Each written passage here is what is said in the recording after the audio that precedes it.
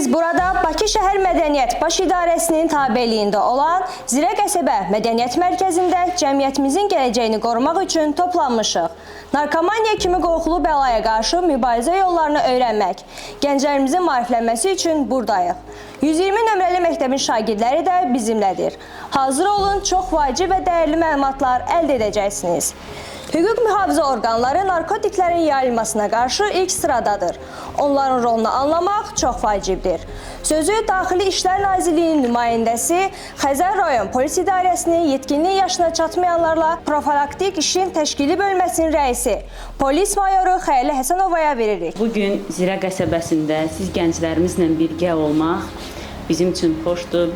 Bizim əsas məqsədimiz, əsas amalımız siz gənclərimizi maarifləndirmək, onları sağlam həyat tərzinə yönəltməkdir. Tədbirimizin əsas mövzusu narkomaniya ümumbəşəri bəladır, internetdən təhlükəsiz istifadə mövzuları olacaqdır. Əziz şagirdlər, narkomaniya hazırda bütün dünyada yaşından, cinsindən, irqindən asılı olmayaraq bütün insanların rastlaşa biləcəyi ən böyük bəladır.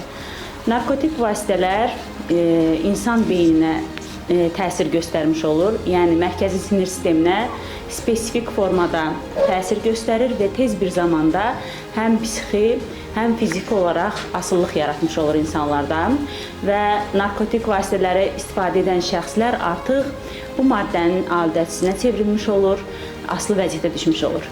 İstifadə edən şəxslərin bu yola yönəlməsinin əsas səbəblərindən biri sosial mühit ətrafıdır. Yəni, insanın ətrafında seçdiyi şəxslər onun həyat istiqamətinə, yoluna təsir göstərmiş, həyat yoluna təsir göstərmiş olur. Sosial mühit belə də qeyd olunur, psixoloqlar belə də qeyd edir ki, ətrafında olan 3 dostunu göstər, 3 ildən sonra ona çevrilmiş olacaqsan.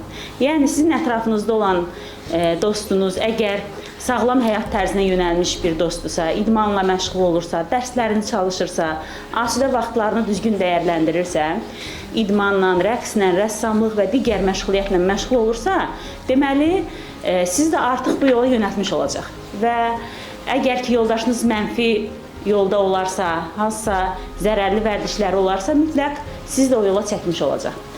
Və aparılmış həqiqətən də araşdırmalar nəticəsində müəyyən olunmuşdur ki, əsas səbəblərdən biri sosial mühitdir. Bəzən olur ki, yetkinlik yaşına çatmayanlar arasında bu yola yönəlmənin əsas səbəblərindən biri də olur ki, valideynlərlə münasibətlərin düzgün qurulmaması.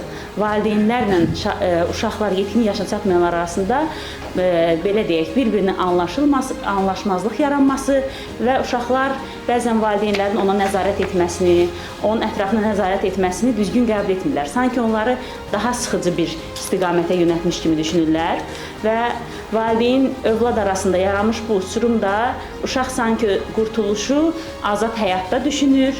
O hansı ki, digər mənfi yollarda olan insanlarla gəzmək, azad həyat düşünərək bu yola yönəlmiş olur və digər səbəblərdən biri də yoldaşınız qeyd etdi. Bəzi insanlar var ki, tək yetkinlik yaşına çatmayanlar yox, böyük şəxslərdə depressiya zamanı düşünürlər ki, bu maddələrdən istifadə etsələr onlar depressiyadan xilas olmuş olarlar, həyatlarını düzgün istiqamətlənmiş olarlar. Amma gəlin bir düşünək, bir müqayisə edək. Bugün yəqin ki, hər biriniz sosial şəbəkələrdən istifadə edirsiniz və sosial şəbəkələrdə özünüz məlumatlı olub görə bilərsiniz. Hansısa bir şəxs deyə bilərsinizmi ki, narkotik maddədən istifadə etdikdən sonra azad həyata qovuşdu, bütün problemlərindən xilas oldu və yaxud da ki, valideynləri ilə arasında olan problemlər öz həllini tapdı. Əslində, tək nəinki bizdə deyil, bütün dünya üzrə də biz bunu müqayisə etsək, belə bir şəxs tapa bilmərik. Çünki narkotik maddələr, çıxışımın əvvəlində də qeyd etdiyim kimi, insanda mərkəzi sinir sisteminə təsir göstərmiş olur. Burada həkimimiz də var. Həkimimiz də yəqin ki, öz çıxışında bu barədə ətraflı sizə məlumat verəcək və insanın həm psixi, həm fiziki asılı etdiyi üçün bu maddələri qəbul edən şəxslər artıq ilk istifadədən. Siz yoldaşsan qeyd etdin ki, yəni bir neçə istifadədən sonra ondan asılı vəziyyətə düşmüş olur. Belə şəxslərin tələsinə düşməkdən özünüzü qoruyun.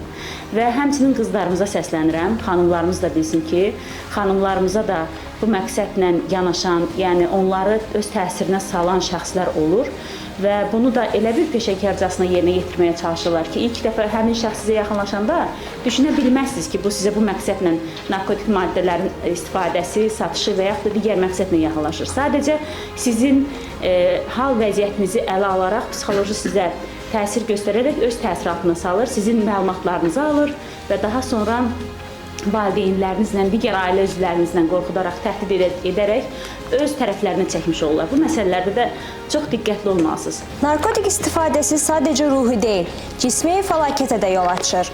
Bu sahədə peşəkar tibbi biliklərini bizimlə bölüşməsi üçün sözü verirəm Zirə Poliklinikasının müdürü doktor Sərdar Əliyevə.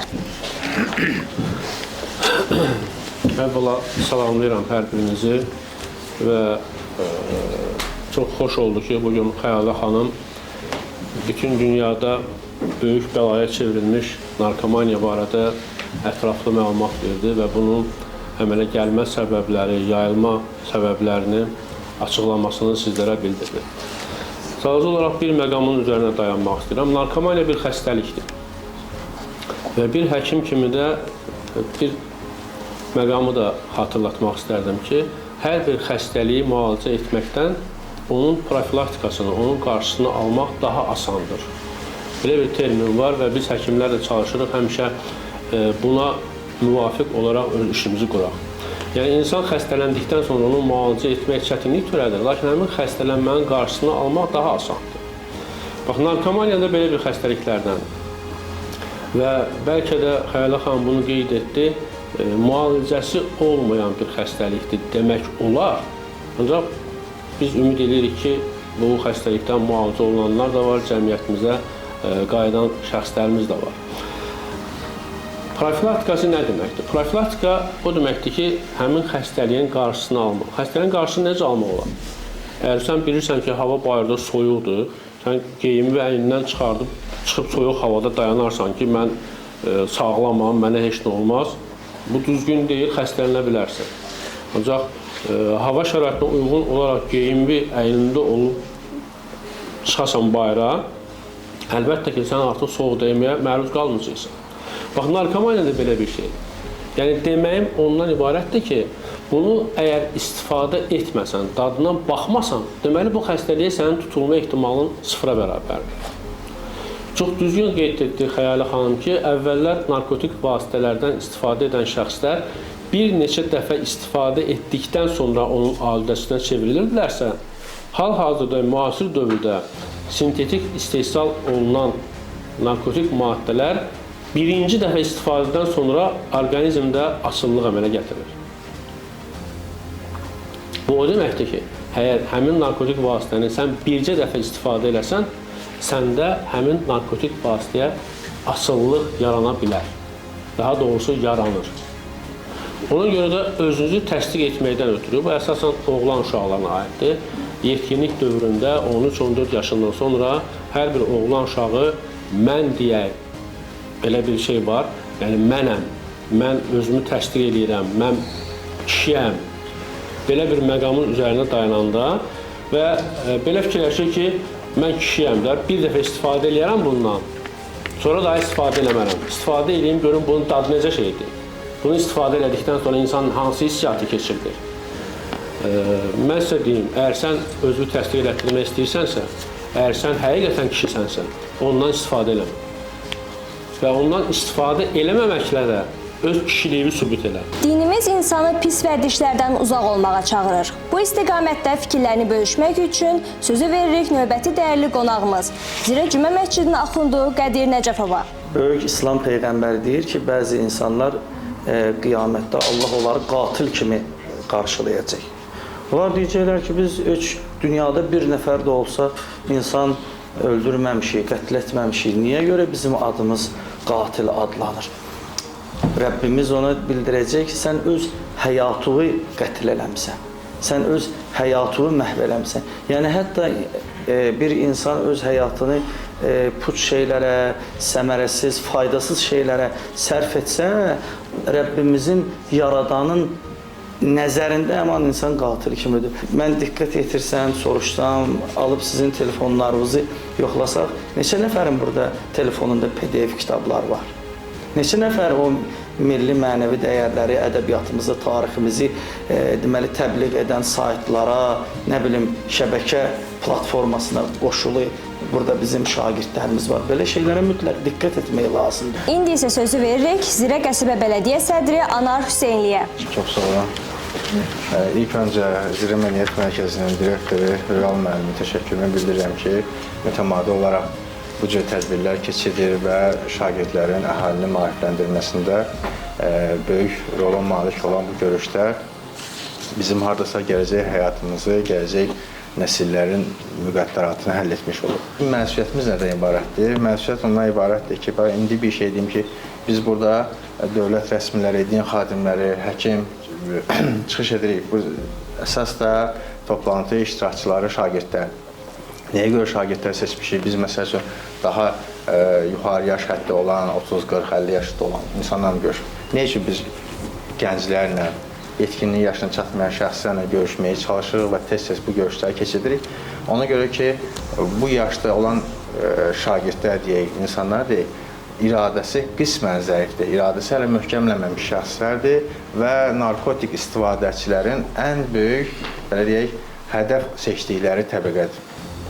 Onların istər satışında, istər istifadəsində hədəf olaraq ilk növbədə bu yaşda olan insanlar seçilir. Bizim özlərimizə düşən məsuliyyət isə əsas etibarı nədə ibarətdir?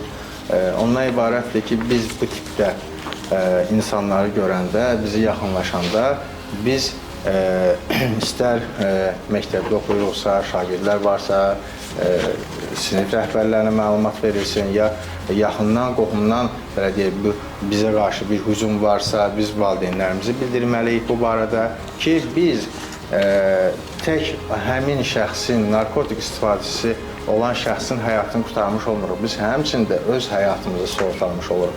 Çünki bir çıxışda Xəyalə xanım da çıxış elədiyində bildirdi ki, həmin insanlar, narkotik istifadəçiləri predmet olaraq tək kənar şəxsləri götürmürlər. Yəni ki, bunlar öz ailə üzvlərində zərər verməkdən belə çəkinmirlər. Çünki bu müəyyən bir ağırlıq, acılıq əmələ gələndə artıq hansısa ev əşyalarını, hansısa bir oğurluğa əl atmalıdır, hansısa bir cinayətə sövq olunmalıdır. Və buna görə də, bu səbəbdən də hədəf olaraq özləri üçün müəyyən bir maliyyə imkanları saxlama niyyətində olurlar. Şagirdlər əldə etdiyiniz məlumatlarla bağlı sual-cavab hissəsinə keçid edək.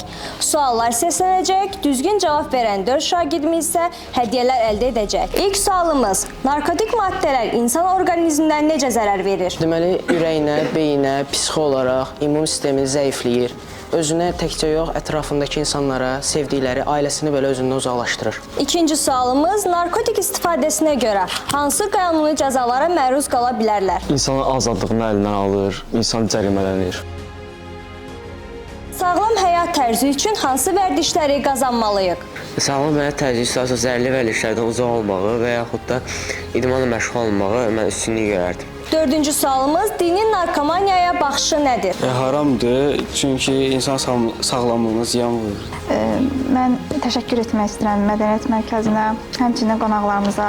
Profilaktik məqsədlə bu barədə biz məktəbdə də şagirdlərimizi maarifləndirməyə çalışırıq. Yəni müəyyən siniflərdə yetkinlik yaşına çatmayan şagirdlərlə daha çox bu barədə iş aparılır. Həmçinin zərərli vərdişlər barədə, elə narkomaniyadan asılılıq haqqında. Həyat gözəldir, amma bu gözəlliyi qorumaq bizim seçimlərimizdən asılıdır. Biz ağıllıyıq, biz güclüyük, biz öz həyatımızı öz əllərimizlə yazırıq. Sağlam həyat seçmək sevinç seçməkdir. Biz biliklə, dostluqla irəliləyirik. Narkomaniya yox deyirik. Çünki biz həyatı, ünsiyyəti, arzuları seçirik. Gələcəyin işıqlı yollarında birlikdə addımlayaq. Unutmayın, ən böyük güc sağlam düşüncən və təmiz qəlbindir. Sağlam həyat, sağlam gələcək.